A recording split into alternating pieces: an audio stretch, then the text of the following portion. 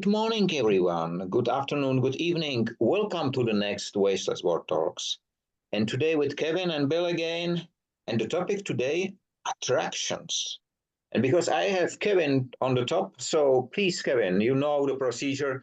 Close your eyes, and when I say the term attractions, what do you see first? What I see is not the attraction itself, but the mechanics of the attraction. I think it's so interesting. I think we've all had a friend at school who, if there's trouble, will automatically find it.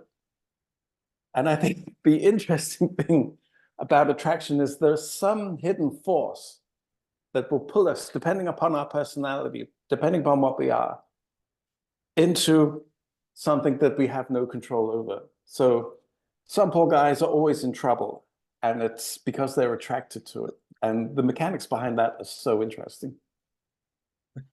Interesting point of view. What about you, Bill? I cannot top that. Attractions, the first thing that jumped into my mind, of course, is the physical and emotional attractions between two people.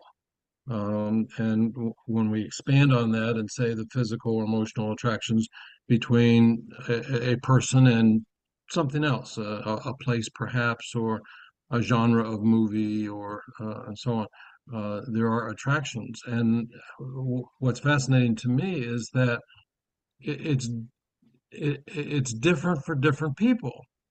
And when I watch my grandchildren, when we try to introduce a new food, for example, the older one loves oysters. The middle one can't stand oysters.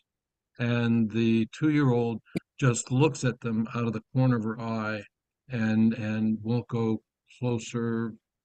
Anyhow, it's the same way with people. I think some people really are attracted to a person, and some people loathe being near that person. Why is that? Why is that? Generally, the reason why I introduced the term was the first term which came to my mind was traction. Traction of something, so movement. And then I wrote it down, and by mistake, I wrote attraction. And then I said, okay, attraction, shouldn't it be distraction? And so the traction is there all the time. But I said it must have so many aspects, and you exactly pointed out. And what is interesting that both of you, we don't know where it came from. And frequently we don't know how to control. Of course, we can say the attractive women will paint something on her face and is more attractive. With men, it doesn't work usually, but is it so? Or is this is just a cover and it's not the real energy, if we call it so, which attracts? I think one interesting thing is that the opposite of attraction isn't distraction. But in a way, they go hand in glove, especially if it's with a beautiful woman. And what is the opposite of attraction? Repulsion, I think. Uh-huh. So attract, repel. So a Okay, physical feature that we can say. So, I don't know that it's physical. I don't know that it's physical. It's I think that there is an element of magic in it because I cannot explain it. I have known we're falling into the old gender trap here of talking about attraction to women. But I've been around gorgeous women. I've known lots of gorgeous women, but did not feel an attraction. And yet I've met some rather plain women and have felt a tremendous attraction. And stepping away from the gender comparison, attraction for political thought or political sides, or is there something more than reason that we are attracted to different political thoughts? Something beyond reason, or maybe reason by a different name. Or the question is if we can artificially create the attraction, and I think we can. At least it may be the pretended attraction. You know, there is a lot of people, if you show them a big amount of money, you are attractive. If you give them the business card and there is, I'm the president of the world, they will be attracted.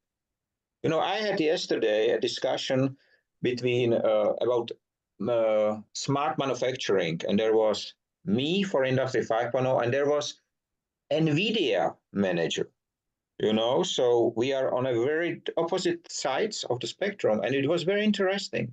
Very interesting. It will be for free, uploaded sometime, but it was interesting because he saw, of course, the technology, and the attraction for him was, let's use the AI for all the stuff which we can do and so on. It's so good, and I said, okay, so but what about the human? You know, in his words, the human was there, but it has no attraction. The attraction was the technology. The attraction was the AI. But you know, Michael, what you're saying is really interesting because if you take, I remember once watching Spielberg's Band of Brothers. Mm-hmm. Yeah, and one of the guys, he says, you salute the uniform and not the man. And I've always thought the interesting thing is, if you take the man, strip the men naked, so you cannot see their rank, you cannot see their uniform, you cannot see what they represent, you just see the man. And then that's a way of finding where the attraction really lies. Physical attraction, emotional contract, or like Bill says, the invisible attraction. I think this is the answer to the question which was asked by Bill, how to attract, how the politics can attract. It's quite simple, I will say. So offer something, promise something. This is the attraction. When I will be at the president, I will do this. The issue is that there is no binding. The promise is not the binding one. He can promise whatever he wants. What will be after? It's a very different story. Because if it will not be those, we don't need elections because it will be promised, it will be fulfilled, and the same people will be elected again because they will deliver the result which they promised. But there are elections because the people who are elected do not deliver what they promised. And this is why elections are generally needed. We will not need them if they do what they promised. That's so simple it is. But they don't do. And it looks like that they don't do because it's a system failure.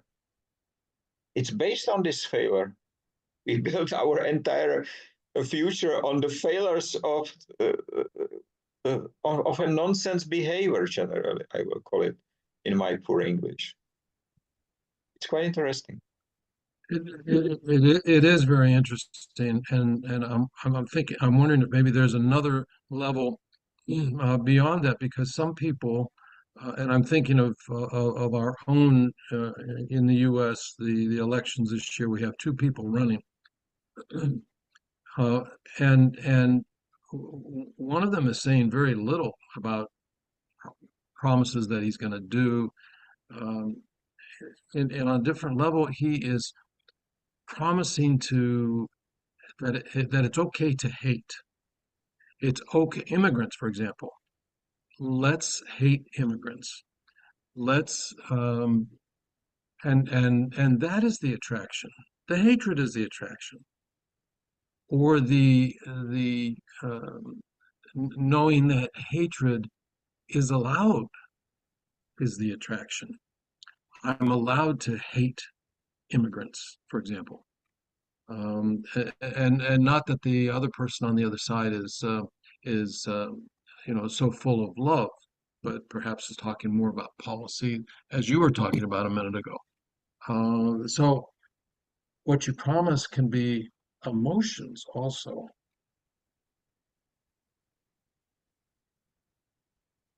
And I think also that quite often negatives are more attractive than positives. See, that's right. Negative sells newspapers. Positive does not sell newspapers, right? But the true relation, the true attraction does not need the sales because it will come simple. This is the language of the heart, which I mention all the time. So the language of efficiency. Because the heart does not care whether it is in black body, white body, big body, young body, old body, women, men. It doesn't matter. The heart will speak to the heart. If there is the attraction, the true attraction, I will call it, then nothing will. No matter if you will be in a t-shirt or you will have a suit or will be in front of there will be no attraction. The real one. Of course, it You can be used the pretended one. you Sorry. used the term true attraction. Are there different types of attraction? I think so. I think so. It can be pretended attraction. This is the money. So the position. So this is for me. It's pretended attraction, and it's used by the politician, I think, as well, by giants. And humans are attracted to power, either powerful people or power itself. That I would be interested, Kevin, if there is in the nature, if animals are attracted to power.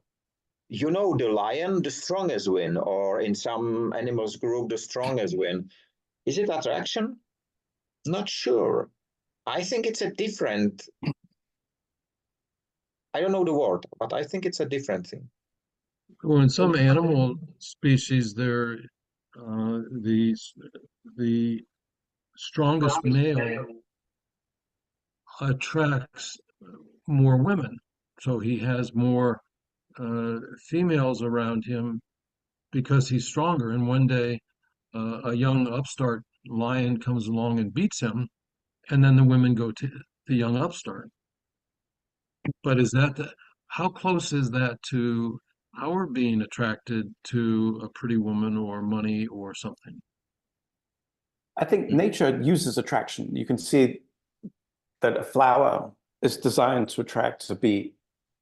We have beards, peacocks have fancy tails. So the male and female is different, and the male is designed to attract female attention.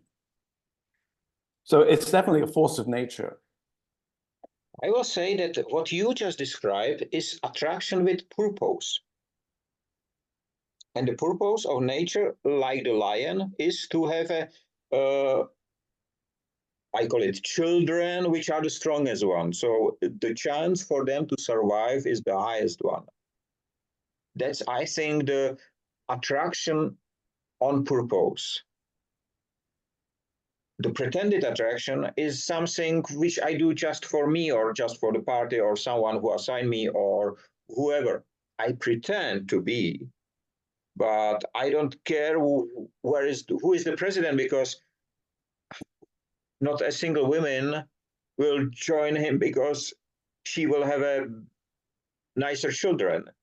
What she will do, maybe the children will live in better status, so they will be rich. So simple it is. Yeah.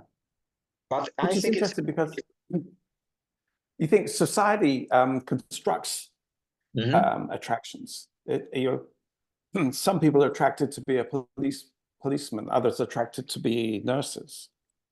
And so everything is made to attract one way or another, or because these roles have to be filled, so we need to make them attractive.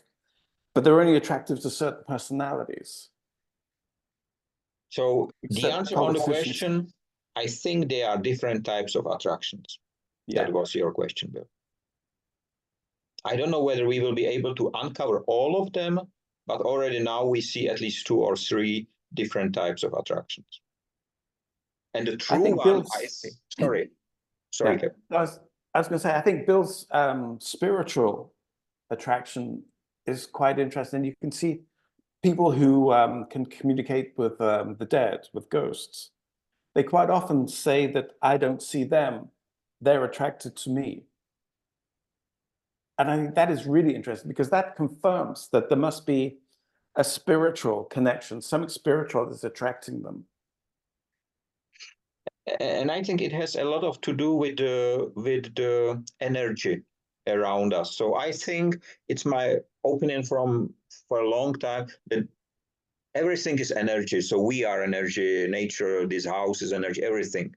We just don't know how to work with it. And somebody know it better, somebody know it less.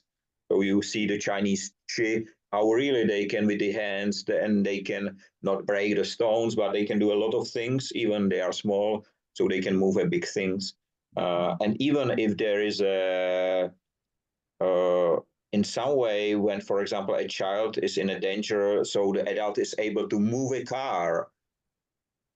And I think this is the attraction to energy at that moment.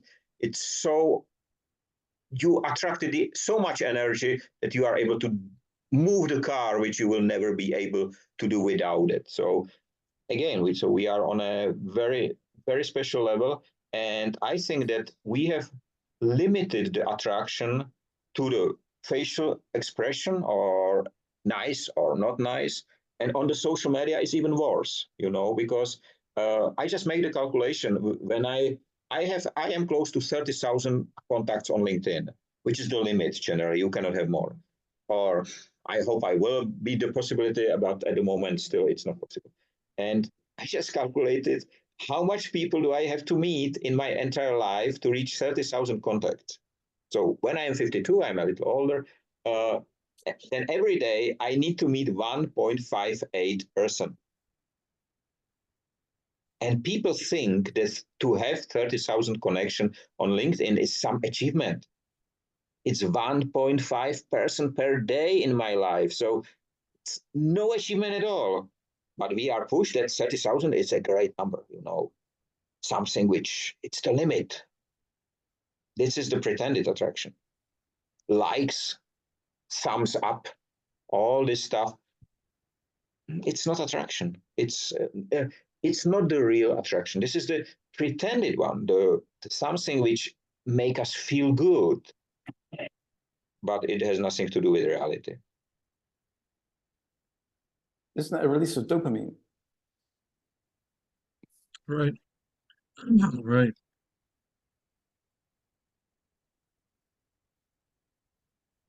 And I think this is why it's so important that we have these talks, because again, we are revealing a simple term, and right now it's a completely different thing than it was at the beginning. It's so great.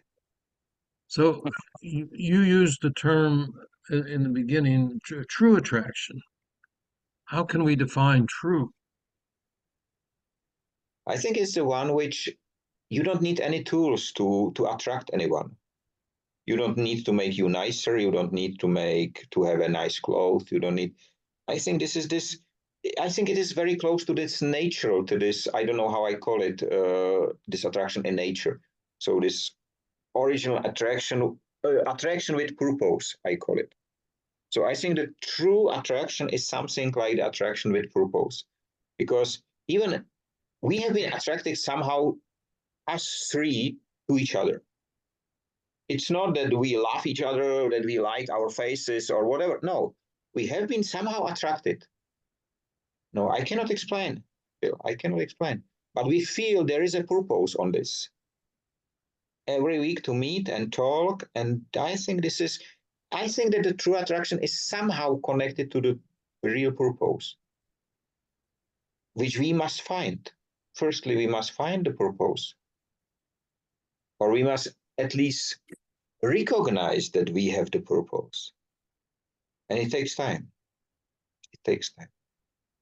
And what is interesting, we came to very similar conclusion in the noontime.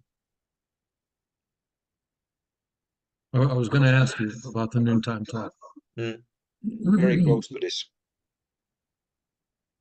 But it's interesting because there's some people we meet that we're just compelled to talk to. You know, it's just, and there's no rational explanation for it. It is just that I have to go and talk to that person.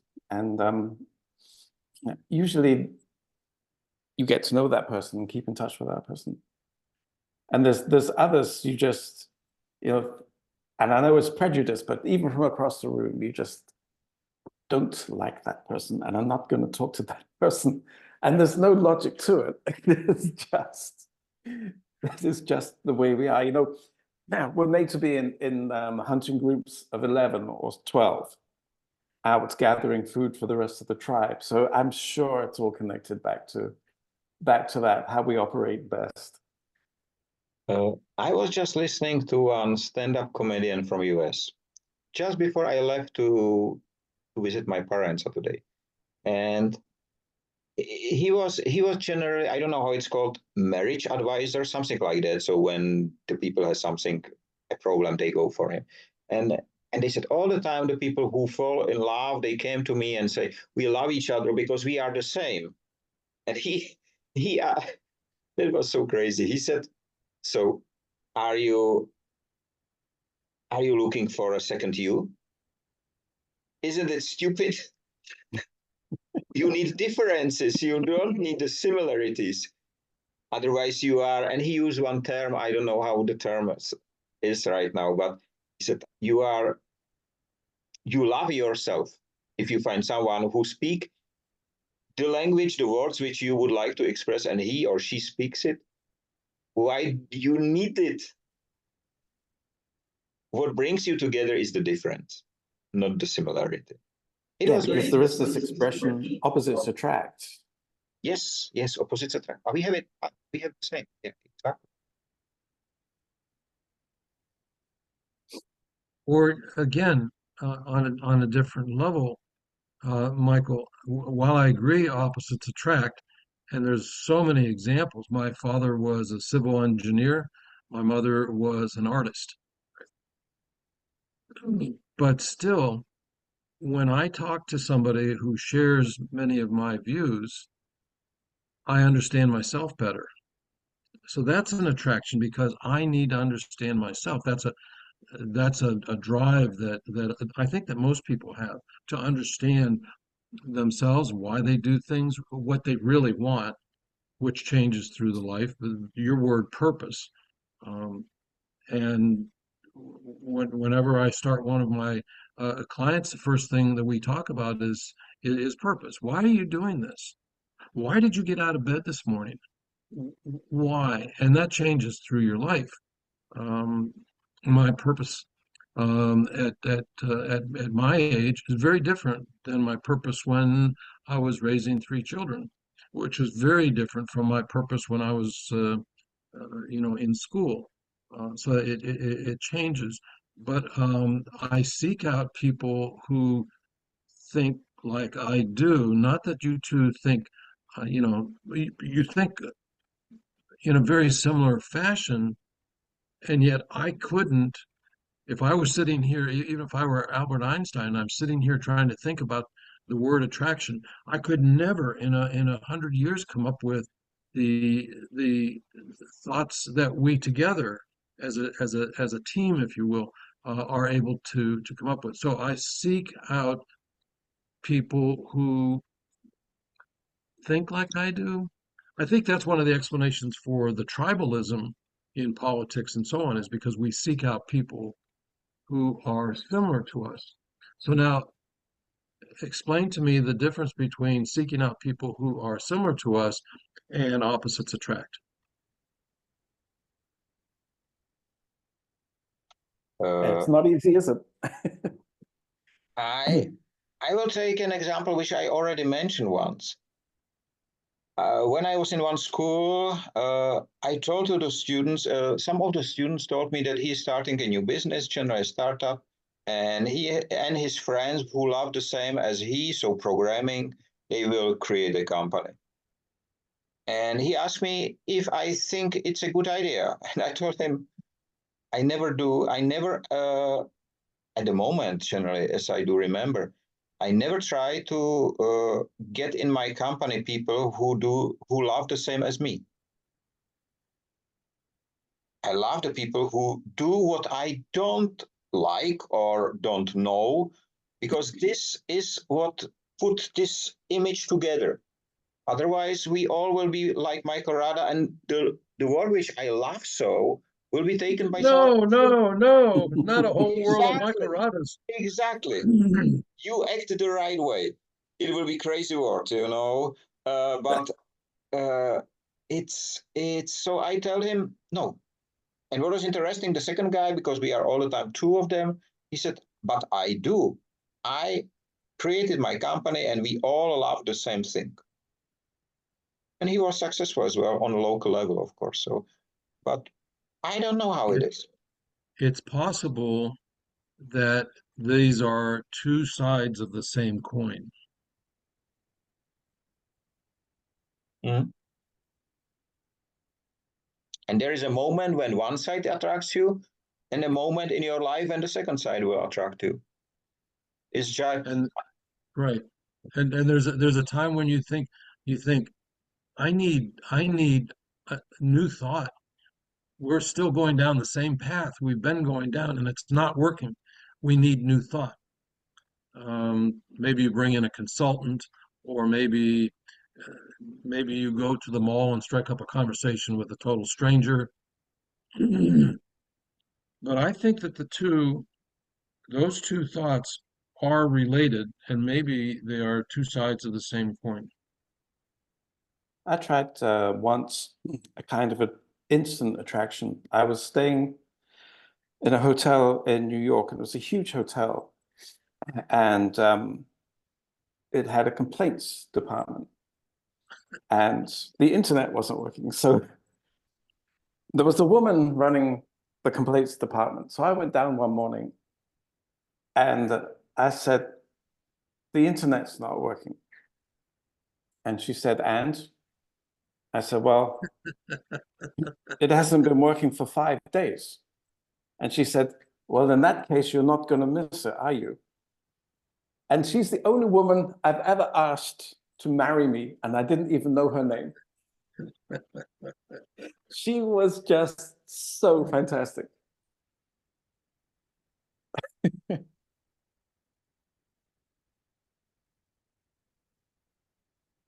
yeah, there are many things, and I think it's right that we don't know the answer. You know, if you know the answer for everything, it will be boring. What? Hey, my 8-year-old grandson, we have a running joke, and the running joke is that I tell him that I know everything. And he says, "Nobody knows everything." And I say, "I do."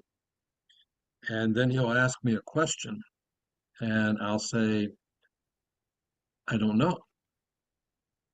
And I'll explain to him that there probably are more things in this world that I do not know than there are things that I do know. And he will say, "Well, that's 4 things today that you don't know." Uh, but that's kind of how we are, isn't it? That we don't know. We, we know a lot. We like to put up this front, this facade that I know everything. I can do that. I can do. And at the same time, we are overwhelmed by how much we do not know the answers to. Um, so it's a kind of a yin and a yang uh, on how much we do know and how much the other person knows, and then that connection that you did. That's they have to go together.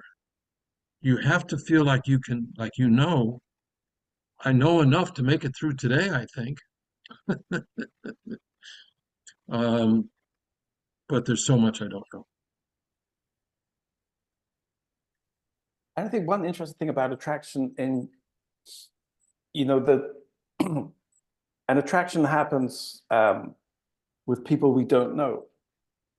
So we're looking for responses. And I think that we must be programmed in a certain way that we'll react either positively or negatively to certain responses, which will explain why we're attracted to somebody, but the guy next to us isn't. It's because the receptors just aren't lining up in the right way.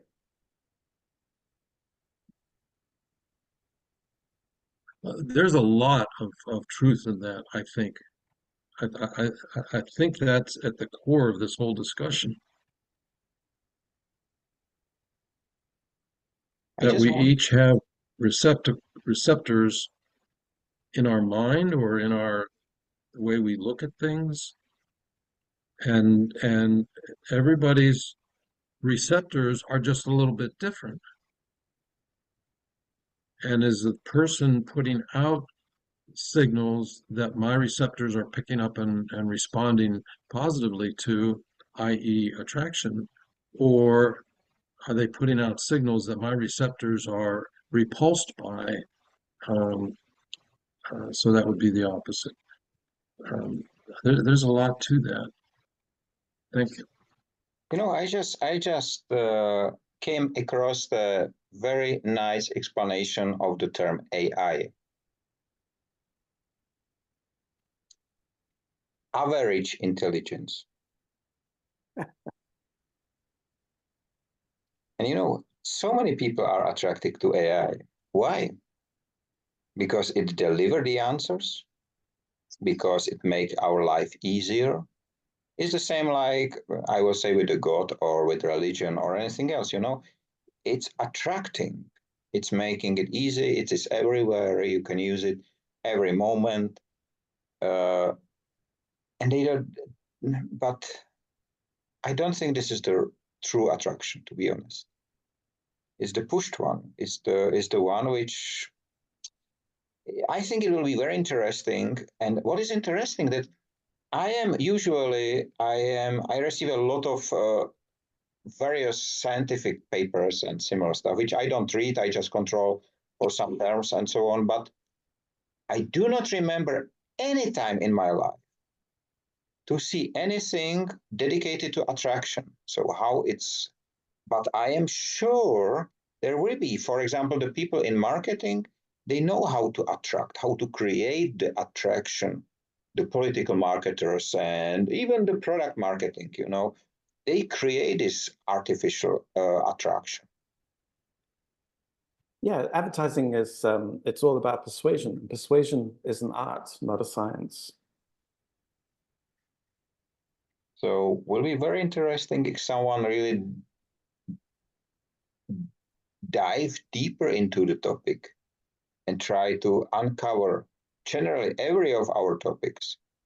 You know, it will not be in the future. It will not be like Karl Marx and Engels. It will be Kevin, Bill, and Michael on the titles of the book, and all the children in the school will say, "Yeah, again, you are joking." But for me, attractive are questions.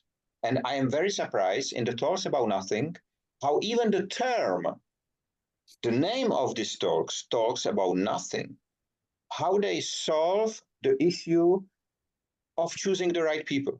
You know, the people who are disattractive, they generally fear to talk about nothing. And there is many, even politicians, even journalists, even people who spend their entire life talking about nothing. They don't accept the invitation. And then there are very simple, ordinary people which says, okay, I never did, but I will try. What can happen? It attracts them.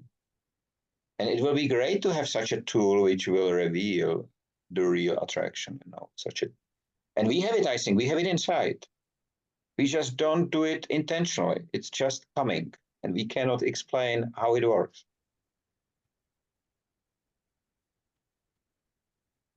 So 5 more minutes to go. But being a tribal species, attraction is a powerful force. It actually is an extremely efficient way of strengthening the tribe, you know, confirming the tribe, all of these things. Like Bill says that in the the next election in America, one of the candidates is saying that it's okay to hate. And that is very attractive for certain tribes and very powerful for them. And it is so efficient in terms of establishing that we're all together. We're attracted to each other. It's like a magnet. You know, I just have a great experience yesterday. I went home and I have a very difficult shopping bags with me and have to carry the unicycle as well, three floors high. And there are two families from Ukraine living in our house. And they have small children, so 8 years old.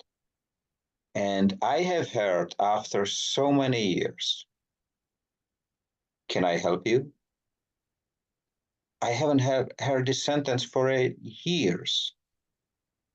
And this boy, it was too heavy for him. I didn't hand it over to him, but it was so powerful that I have to write immediately an article because we forgot this, you know, and that's part of the attraction, I think.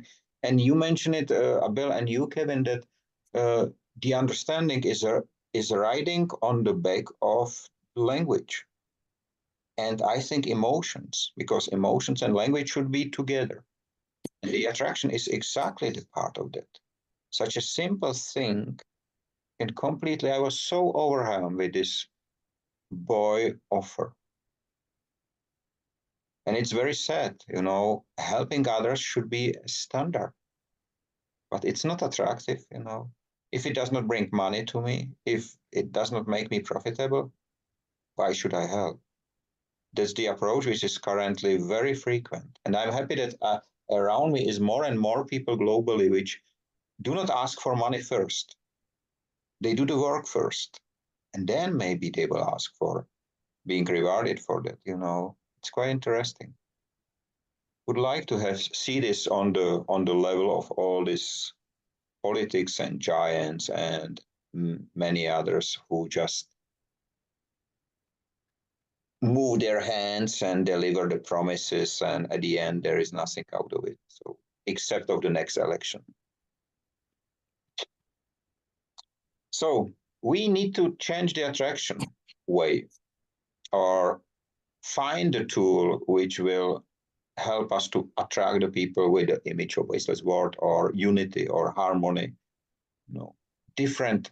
So the true attraction will be great to have it. And of course, will be misused immediately. Interestingly enough, I think one sign of success will be the people that we don't attract. Yes. That's right. And I see it generally. I see this, that the people who are not attracted, you know, how can I attract anyone? But they do what I set up. So they are attracted with the idea itself.